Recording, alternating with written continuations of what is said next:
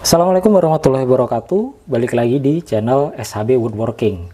Apa kabar teman-teman semuanya? Semoga teman-teman tetap selalu sehat dan jangan lupa untuk terus selalu berkarya. Baik, teman-teman semua, di video kali ini kita akan sharing saja ya mengenai sebuah keamanan ketika kita menggunakan sebuah alat-alat pertukangan. Nah, khususnya alat yang saya pegang ini ya teman-teman, yaitu sebuah gerinda tangan. Nah, seperti kita ketahui bersama bahwa gerinda tangan ini adalah alat yang multifungsi, banyak fungsinya, lalu hampir semua orang itu mempunyai gerinda tangan seperti ini ya. Baik itu yang perorangan ya, ataupun tukang-tukang, atau juga industri-industri, pabrik, mebel, bengkel las, bengkel furnitur dan lain sebagainya, itu hampir semuanya mempunyai gerinda tangan seperti ini.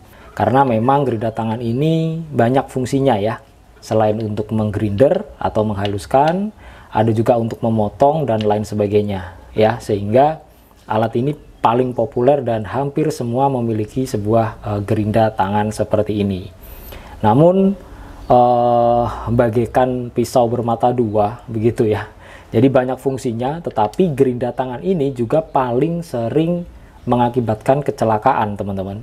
Jadi kalau tools, alat-alat pertukangan, entah itu circular saw, gergaji ataupun gerinda dan lain sebagainya, itu yang paling sering memakan korban adalah sebuah gerinda tangan seperti ini.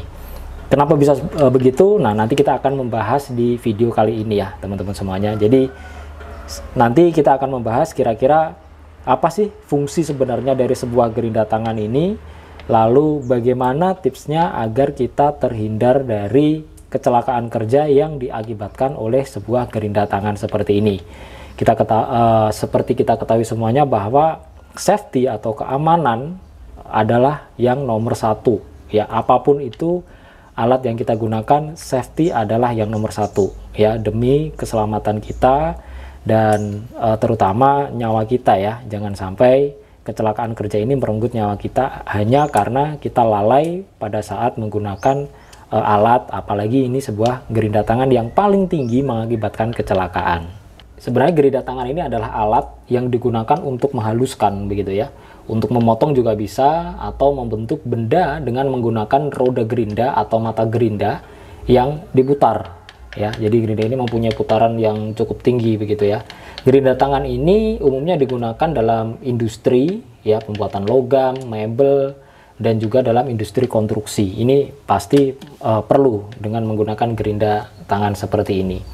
Dan fungsi dari gerinda tangan sendiri ini juga adalah untuk menghasilkan permukaan yang halus pada sebuah benda kerja dan membentuk benda sesuai dengan bentuk yang diinginkan gitu ya. Selain itu, gerinda tangan ini juga digunakan untuk memotong bahan seperti logam, kayu mungkin ya, tetapi ini yang nanti kita akan membahas ya. Yang sering terjadi kecelakaan adalah pada saat memotong kayu, hati-hati, dan beton juga dengan presisi yang cukup tinggi seperti itu. Untuk membobok, membuat jalur di beton itu biasanya menggunakan gerinda tangan juga. Lalu untuk kelebihan dan kekurangan sendiri menggunakan alat ini ya, gerinda ini, yang pertama adalah alat ini fleksibel dan mudah untuk digunakan ya. Jadi semua saya rasa bisa menggunakan, hanya dipegang seperti ini, kemudian kita gerak-gerakan dengan mata pisau ya, mata gerinda yang akan dipasang di sini nanti. Kemudian mampu menghasilkan permukaan yang halus pada sebuah benda kerja ya. Jadi memang untuk menghaluskan, mengasah dan lain sebagainya. Lalu kelebihan ketiga adalah dapat digunakan untuk berbagai jenis bahan ya. Jadi multifungsi ya, seperti logam, besi, kayu ataupun beton, bahkan mungkin kayu ya, menghaluskan permukaan kayu dengan menggunakan mata amplas velcro tentunya.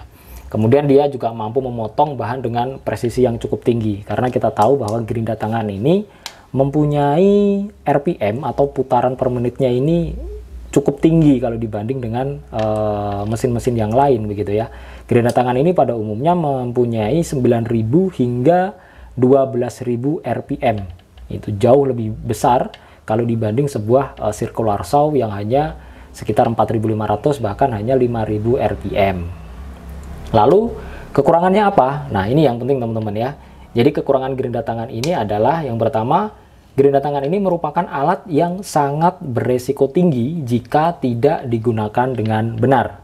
Ya, sekali lagi saya tekankan, gerinda tangan ini mempunyai resiko yang sangat tinggi jika tidak digunakan dengan benar. Ya, artinya kalau kita menggunakan asal-asalan begitu, ini juga bisa membahayakan keselamatan kita begitu. Kemudian kekurangannya lagi, dia memerlukan keterampilan dan pengalaman yang baik dalam penggunaannya.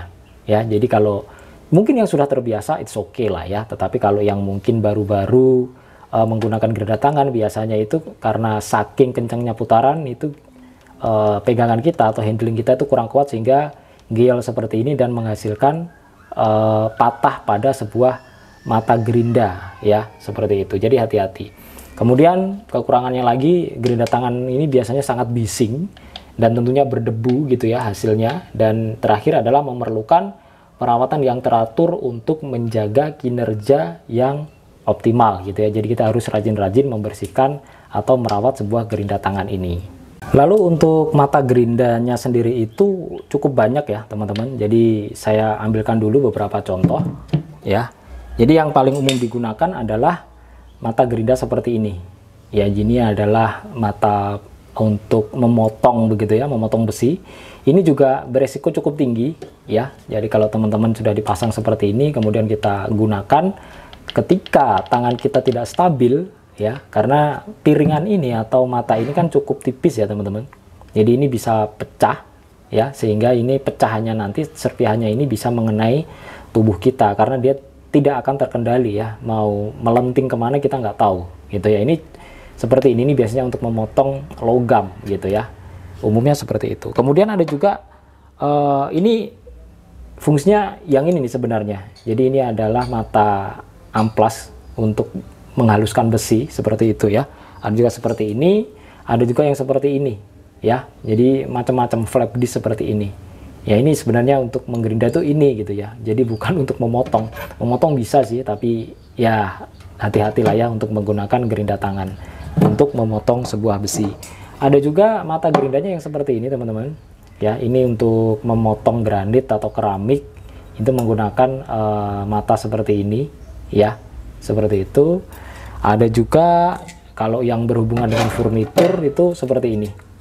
Ini mata amplas, jadi nanti ini dipasang di sini seperti ini, dilepas dipasang seperti ini, kemudian di sini ditempelin untuk mata amplasnya, kemudian kita gunakan untuk menghaluskan media seperti itu.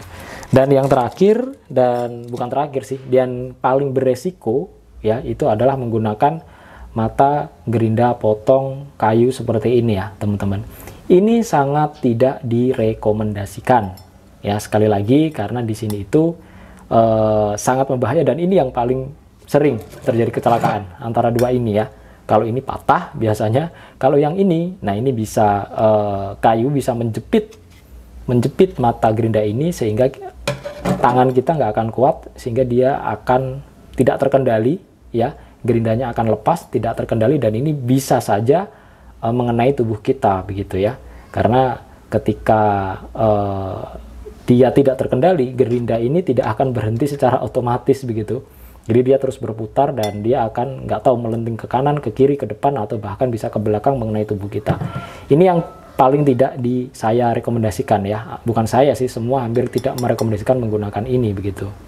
Oke, sekarang kita akan membahas kira-kira apa sih resiko atau bahayanya ketika kita menggunakan gerinda tangan seperti ini. Yang pertama adalah bahaya percikan apinya ya teman-teman semua. Jadi kalau kita menggunakan gerinda ini dengan mata potong seperti ini ya, tentunya dia untuk memotong besi atau logam tentunya ada percikan api. Nah itu pasti tidak bisa dihindari, banyak ataupun sedikit pasti mengenai tubuh kita gitu. Dan itu ya sebenarnya tidak terasa sih sebenarnya, tapi kalau lama kelamaan itu akan juga melukai bagian tubuh kita terutama kulit begitu ya. Kemudian yang kedua adalah debu. Nah, kalau kita menggunakan seperti ini ya, mata amplas seperti ini, debu ini udah pasti terkena kita gitu ya, efeknya pasti berdebu, debunya kemana-mana gitu ya. Itu akan menjadi salah satu bahaya ketika kita menggunakan gerinda tangan seperti ini. Kemudian yang kedua juga adalah listrik, karena ya ada juga sih yang baterai, tapi listrik ini juga kadang-kadang kita juga nggak tahu ya, namanya juga listrik, kadang-kadang konslet atau enggak, tapi itu kecil gitu ya. Dan yang selanjutnya adalah disk atau matanya ini rusak ataupun pecah begitu ya. Ini terutama seperti ini nih ya, pecah, biasanya paling sering pecah itu seperti ini karena genggaman kita atau cara menggerinda kita itu tidak pas atau tidak kuat begitu. Kemudian bahaya juga melenting, artinya ketika terutama biasanya menggunakan ini nih ya, kita pasang seperti ini, kemudian kita gunakan untuk menggerinda ya atau memotong kayu, dan ada kayunya terjepit ya, menjepit seperti ini ya, jadi dia bisa melenting karena ini terus berputar. Saya pastikan tangan kita tidak akan kuat untuk menahan putaran gerinda yang cukup tinggi gitu ya. Itulah kenapa paling tidak direkomendasikan menggunakan mata potong seperti ini, karena RPM-nya sangat tinggi teman-teman, antara 9.000 hingga 12.000 RPM per menit ya. Ketika ini terjepit dan tangan kita tidak kuat, nah artinya seperti ini, tangan kita seperti ini, dan akhirnya dia akan kembali mengenai tubuh kita. Ini yang paling tidak direkomendasikan dan paling banyak memakan korban. Jadi hati-hati, sebaiknya jangan menggunakan mata potong seperti ini. Kalaupun harus menggunakan mata potong seperti ini, gunakan plate atau base khusus ya. Itu ada dijual di marketplace.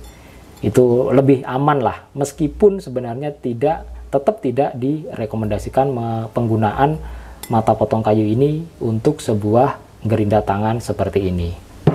Nah, kira-kira untuk safety-nya seperti apa? Nah, kalau ini sudah digunakan di K3 ya, artinya untuk keselamatan kerja kita itu ada beberapa poin yang harus kita jalankan, yang harus kita lakukan demi keselamatan kita begitu ya. Biasanya untuk industri-industri, pabrik itu menjadi standar penggunaan alatnya. Yang pertama adalah menggunakan safety glass atau kacamata lah ya, minimal kacamata atau face shield begitu.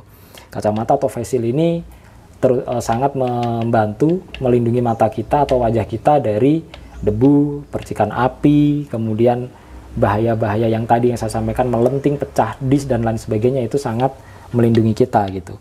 Kemudian yang kedua adalah masker, karena mau tidak mau kita akan berhubungan dengan debu ya, partikel yang cukup kecil. Kalau kita tidak menggunakan masker, tentunya lambat laun akan membahayakan kesehatan kita begitu. Lalu untuk selanjutnya, selain tadi kacamata dan masker, kita yang paling mudah bisa menggunakan safety gloves ya, atau sarung tangan safety gitu. Jadi ini sangat penting, sarung tangan safety memang bahannya khusus, dibuat khusus untuk ya minimal tahan dari goresan-goresan. Nah ini yang sangat penting ya, karena tangan kita ini yang paling berdekatan ya dengan putaran atau mata pisaunya. Kemudian jangan lupa helm juga, ini juga penting ya, helm. Kemudian ear protection, artinya untuk penutup telinga. Jadi ini gerinda ini kan sangat bising ya, ataupun alat-alat yang lain gerinda juga sangat bising, jadi agar telinga kita tidak sakit nantinya. Kemudian kita juga bisa menggunakan sepatu boot, safety boot lah ya, sepatu safety yang biasanya sepatu safety ini dibuat khusus untuk tahan ketika ada benturan atau kecelakaan-kecelakaan yang lainnya, yaitu bisa meminimalkan resiko dan jari-jari kaki kita itu terluka begitu.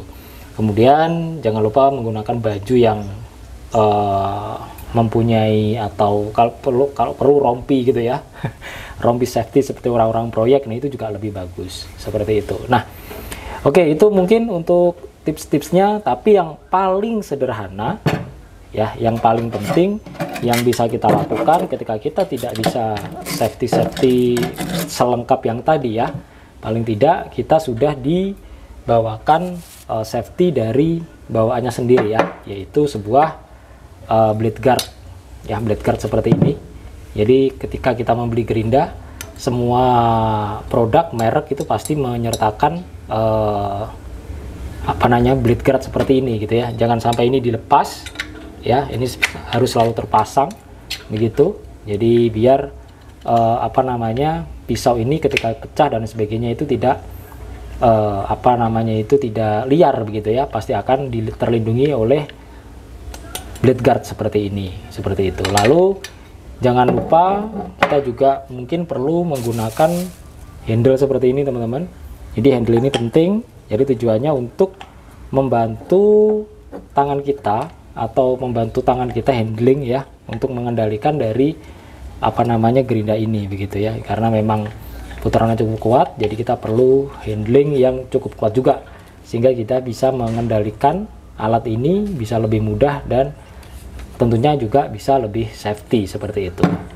Oke teman-teman semuanya, dari berbagai macam jenis mata gerinda yang tadi kita bahas, dan tentunya masih banyak yang lain yang belum kita bahas ya, karena memang saya nggak punya. Yang paling tidak direkomendasikan adalah menggunakan mata potong untuk kayu seperti ini ya. Nah ini yang paling tidak direkomendasikan. Kalaupun harus menggunakan ini, pastikan bisa menggunakan alat-alat bantu yang lain ya. Dan tentunya untuk blade guardnya, handlingnya ini juga harus terpasang seperti itu, dan menggunakan safety yang lain, karena inilah yang paling sering memakan korban teman-teman semuanya. Dan ya kalau mending sudah masih tergeser-geser atau tergores sedikit ya, kalau jari kita terpotong ini juga pasti akan membahayakan kita ya, seperti itu. Baik, itu saja teman-teman semuanya, terima kasih. Semoga informasi ini bisa membantu teman-teman semuanya, dan agar lebih hati-hati dalam mengendalikan atau menggunakan sebuah power tools ya. Namanya power tool ya, kita memang harus benar-benar safety. Semoga bermanfaat, dan jangan lupa teman-teman like, komen, dan subscribe di channel SHB Woodworking. Sekali lagi terima kasih, dan sampai jumpa di video-video SHB Woodworking selanjutnya. Terima kasih.